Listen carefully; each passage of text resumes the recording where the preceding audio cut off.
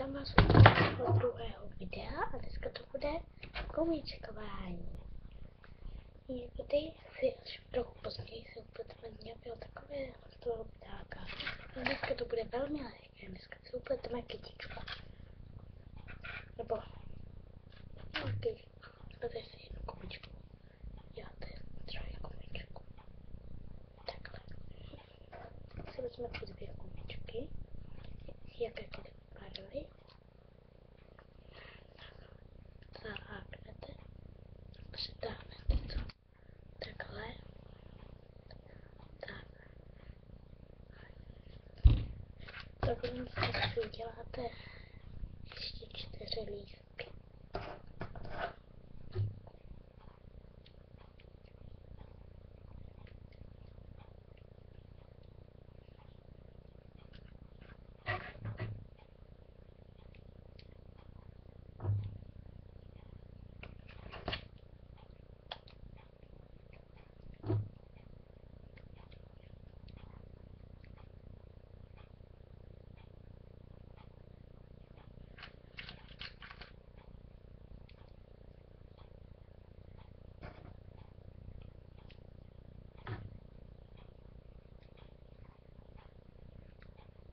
Čtyři.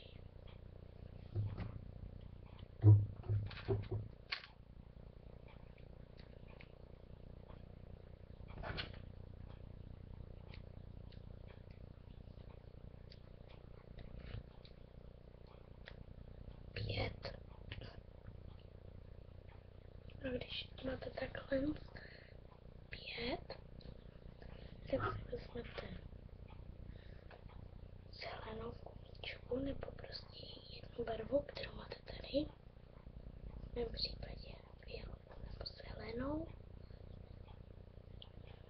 Fialovou nebo zelenou. Tak, všechno to na to přitáhnete.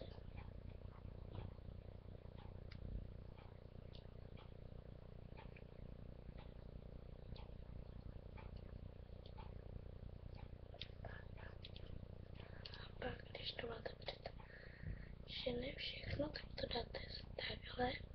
Vznikne vám tohle. Vezmete si ještě jednu gumičku. Vezmete si ještě jednu zelenou gumičku a přitáhnete.